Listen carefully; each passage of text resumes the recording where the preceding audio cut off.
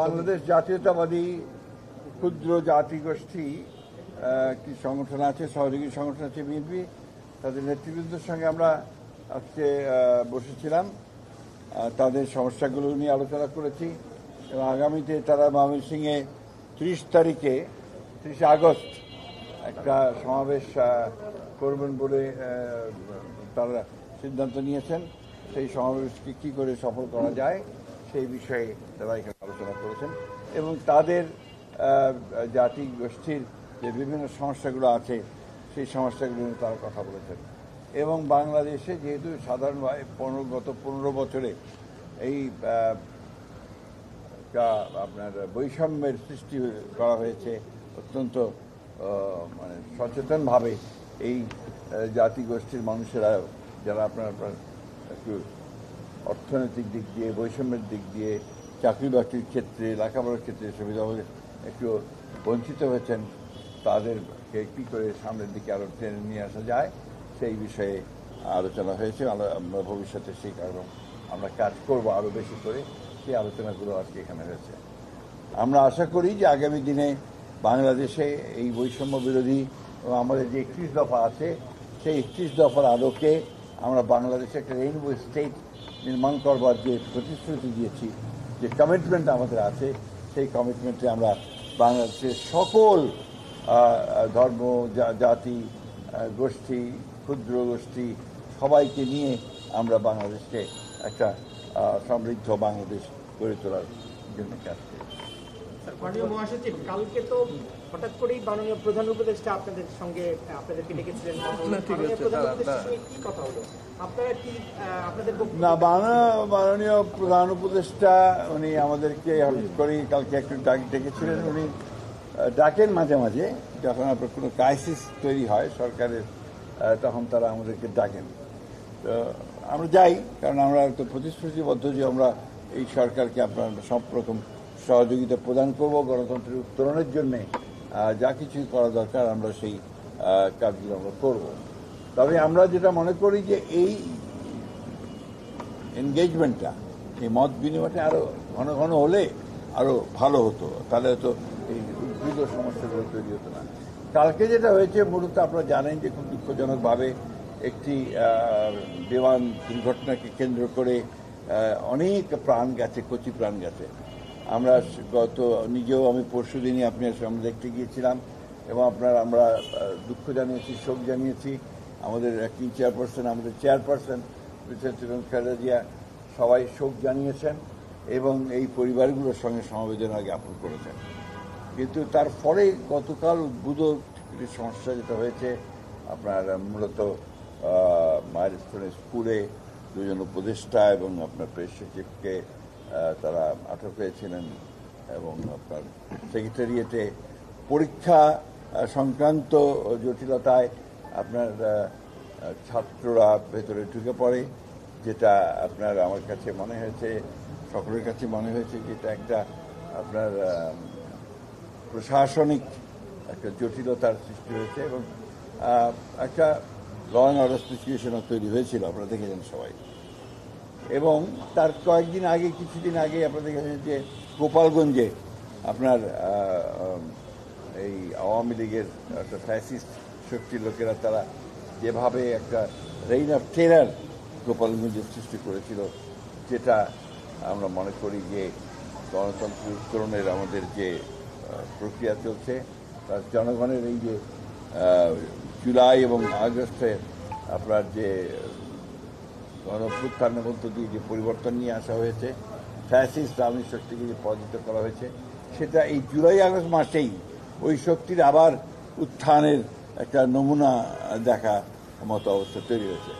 এটার জন্যই উনি সম্ভবত যেটা উনি বলেছেন যে সমস্ত রাজনৈতিক দলগুলোর যারা ফ্যাসিস্টদের বিরুদ্ধে সংগ্রাম করেছে, লড়াই করেছে, তাদের সঙ্গে তিনি মত বিনিময় করার জন্য এই সভাটা তিনি ডেকেছিলেন এবং আমরা সেখানে আলোচনা করেছি। আমরা আবার আমাদের পূর্বের যে commitment to cooperate with the এই আপনার সরকারের সঙ্গে আপনার গভর্নমেন্ট যে আন্তর্জাতিক সরকারের সঙ্গে আপনার তাদের সঙ্গে সহযোগিতা করা, সর্বাত্মক সহযোগিতা করবার জন্য আমরা আলোচনা করেছি এবং একই সঙ্গে নির্বাচন প্রক্রিয়াকে দ্রুত করা, ত্বরান্বিত করা এবং ওনার যে প্রতিশ্রুত যে ফেব্রুয়ারির মাঝামাঝি সময়ে নির্বাচন দেওয়া হবে, সেটা আমরা মনে করি যে ওনারা যে অতি দ্রুত সেই ব্যবস্থা গ্রহণ করা উচিত।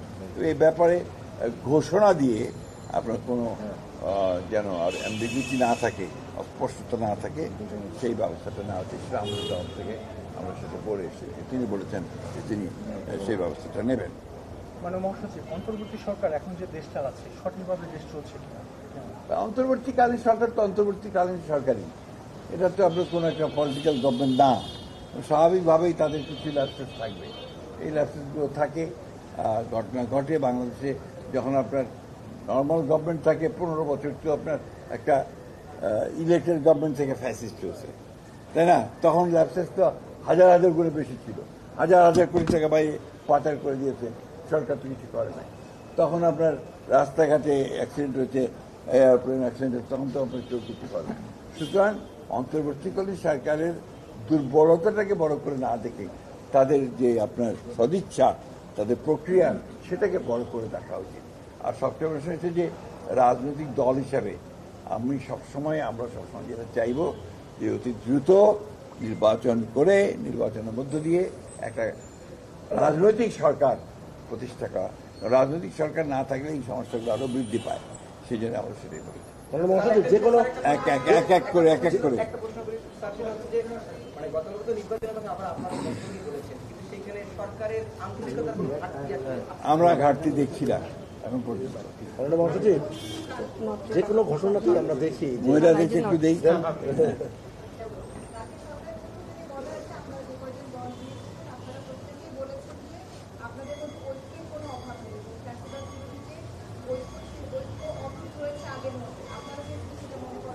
অবশ্যই শোনেন, আপনারা যে মিডিয়াতে যেটা দেখেন বা আসে বা আপনারা দেখান যে রাজনৈতিক দলগুলোর মধ্যে কথার আপনার সরাসরি এইদিকে কখনো পক্ষের কথা, বিপক্ষের কথা, বকাবকি, এগুলো না, এগুলো তো রাজনীতির একটা থাকবেই।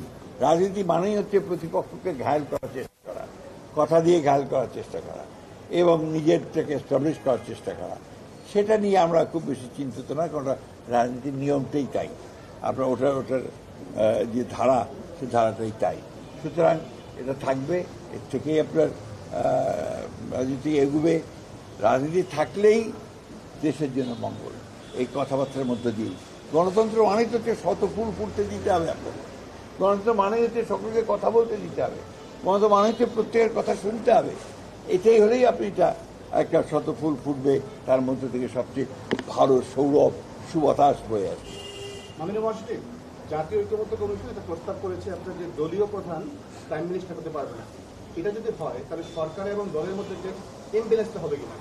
এটা একটা প্রস্তাব, তাদের এটা আলোচনা হচ্ছে, আলোচনার মধ্যে দিয়ে আসবে। আমরা আমাদের মত দিয়েছি, অন্যান্য দলগুলো দিয়েছে, এখন দেখা যায় আলোচনার মধ্যে দিয়ে কোনটা প্রতিষ্ঠিত হয়। আমরা দেখছি দুর্ঘটনা, তাও দুর্ঘটনা দেখছি। এটা দুর্ঘটনা ছাড়া আর কিছু হতে পারে না, কারণ আমি যতদূর শুনেছি, আমি কোনো বিশারদ নই, বিশেষজ্ঞ নই, আমি শুনেছি যে এটা একদম আপনার একটা এই এয়ারক্রাফটটা এটা ওদের ট্রেনিংয়ের জন্য এয়ারক্রাফট।